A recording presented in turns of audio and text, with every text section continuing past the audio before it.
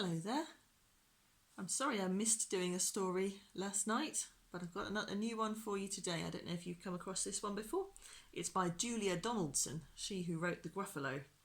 It's called The Troll, and it's also illustrated by David Roberts. It's got fabulous pictures. And it's a different take on the story of the three billy goats Gruff. I don't think there's any goats in it. There was once a troll who lived under a bridge. That's where trolls are supposed to live. Meanwhile, far out at sea, there were some pirates who lived on a ship. That's where pirates are supposed to live too. Trolls are supposed to eat goats, but no goats ever came trip-trapping over this troll's little bridge, so he ate fish instead. But one morning he heard a faint noise on his bridge. Up he popped, and he said what trolls are supposed to say, which was, "Who's that trip-trapping over my bridge?" "I'm not trip-trapping, I'm scuttling," said a tiny black creature, "and I'm a spider." "Oh bother, I thought you were a goat," said the troll. I'm just trying to see if you can see the spider. Oh, here we go. There's the spider. "I thought you were a goat," said the troll. "No, goats have fur," said the spider. "Never mind, I'll eat you anyway," said the troll. "You'll make a nice change from fish."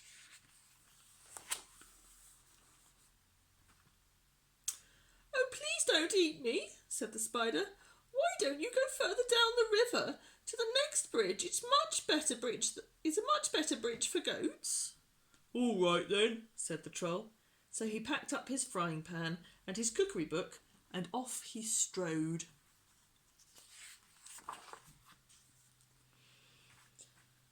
Pirates are supposed to dig for treasure. And these pirates had a treasure map with a rhyme on it. "Between the palm tree and the rocks, 6 foot deep, lies a treasure box." They sailed and they sailed until they reached an island. This is the spot," said Hank Chief. "Start digging." The pirates dug and they dug, but all that they found was a grumpy mole. "It must be the wrong island," they said. All that digging had made them hungry. It was Ben Buckle's turn to do the cooking. He cooked fish pie. "It's soggy," said Percy Patch. "It's slimy," said Peg Polkadot. "When we find the gold we can buy a decent cookery book," said Hank Chief. And they set sail again.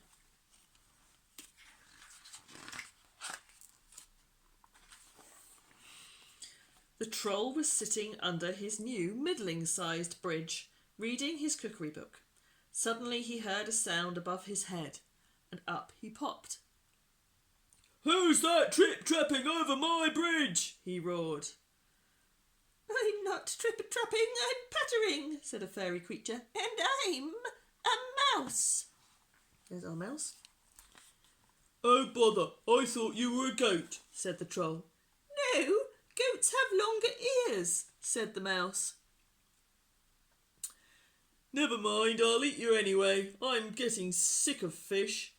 "Oh, please don't eat me," said the mouse. "Why don't you go down to the next bridge? There are goats trip-trapping over that one all the time." "Very well," said the troll. He packed up his things again, and off he strode. Strode, that's a good word, isn't it? There we go, get the shine off the page. Meanwhile, the pirates had discovered another island. They dug and they dug, but all that they found was a rusty old bucket with a crab in it. "It's the wrong island again," they said. These pirates' accents are a bit confused, aren't they? That night, Percy Patch did the cooking. He cooked fish soup. "It's bony," said Ben Buckle. "It's briny," said Peg Polkadot. Hang on. There we go. There's Peg Polkadot. "If only we could find the gold." No, that's the wrong voice. "If only we could find the gold, we could pay for a proper cook," said Hank Chief.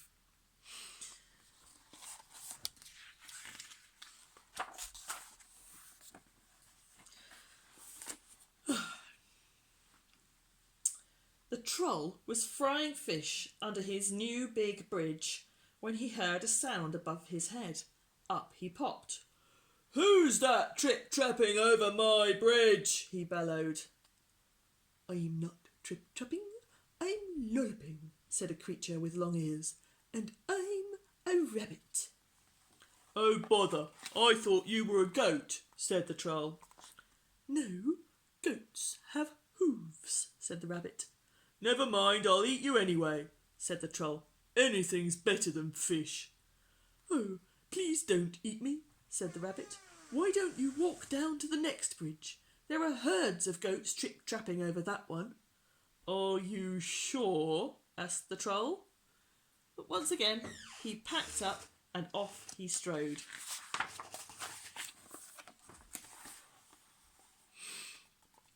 Meanwhile, the pirates were digging on a new island. They dug and they dug, but all that they found was an old Wellington boot with a nest of centipedes in it. "We'll never find the right island," they said. That night it was Peg Polkadot's turn to do the cooking. She cooked fish cakes. Here they are. Oh, wrong page, sorry. Hang on, there we go. Fish cakes. "They're sticky," said Ben Buckle. "They're sandy," said Percy Patch. Hank Chief said nothing. He was too busy being sick over the side of the ship. Blech. They really were disgusting. The Troll's River grew wider and wider. Then it stopped being a river and it flowed into the sea. The Troll found himself on a sandy beach. "There isn't another bridge," he said. "That rabbit was tricking me." But then he spotted some hoofprints in the sand. "A goat at last!" he cried. He looked around, but he couldn't see any goats. "Never mind, it'll probably come back tomorrow," he said.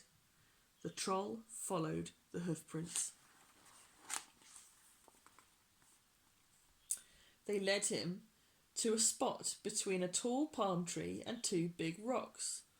"I know," he thought. "I'll dig a pit. Then tomorrow a goat will fall into it and I can eat it." Clever troll.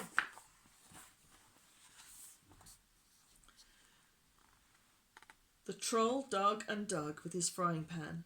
Just when he thought the hole was deep enough, the pan hit something hard.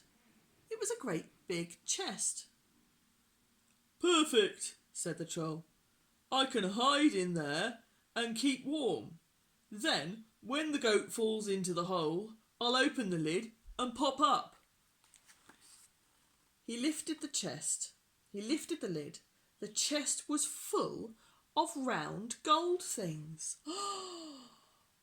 "These are no use to me," he said, and he threw them all into the sea. Then he climbed into the chest and lay down. Oh dear. Can you guess what's going to happen? Hang on. There we go. "Tomorrow I can have goat for breakfast instead of fish," he thought, as he drifted happily off to sleep.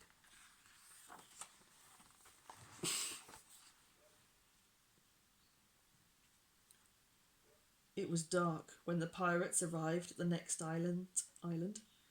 "This is the spot," said Hank Chief. "But someone's been digging here already," said Ben Buckle. "Don't say they found the treasure before us," said Percy Patch. "No, look, here it is," said Peg Polkadot. The chest was heavy. "It must be full of gold," said Hank Chief. "Quick! Back to the ship before anyone spots us." Oh dear.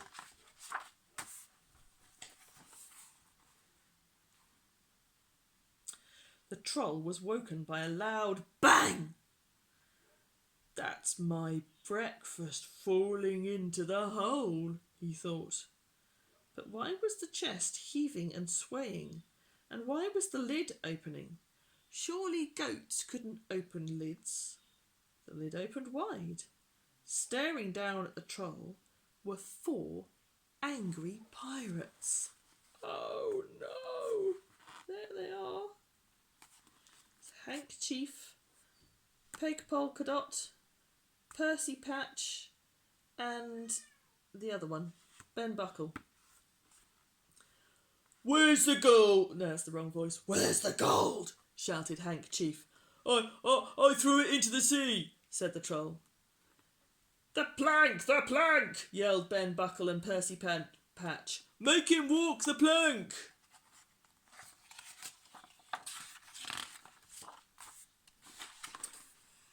Ah! The next second the pirates were pushing him onto it.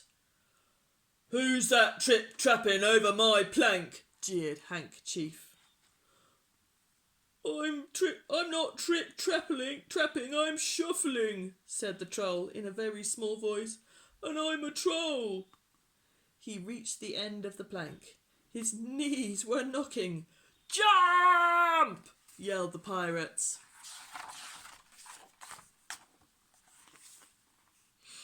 But just then Peg Polkadot came running up. Wait, she cried, I found something else inside the chest. In one hand she held the troll's recipe book, and in the other hand she held the frying pan. Stop, called Hank Chief. Stop! I keep getting him mixed up with the troll, don't I? Stop, called Hank Chief. He looked at the troll in a new way. Can you cook? He asked. Yes, said the troll. Yes! Yes, shouted the pirates. Then you can stay, said Hank Chief. Thank you, said the troll, and he shuffled back along the plank. When shall I start? Now, said Hank. The pirates showed the troll the ship's kitchen. The troll grinned. He turned to his favourite page in his cookery book. Should I make us a nice goat stew? He asked. Goat? Goat? But pirates don't eat goat, said Hank Chief. We want what pirates are supposed to eat. What's that? Asked the troll. Fish, said the pirate chief. Ah! And that's the end of the story of the troll. I hope you enjoyed that one. Good night.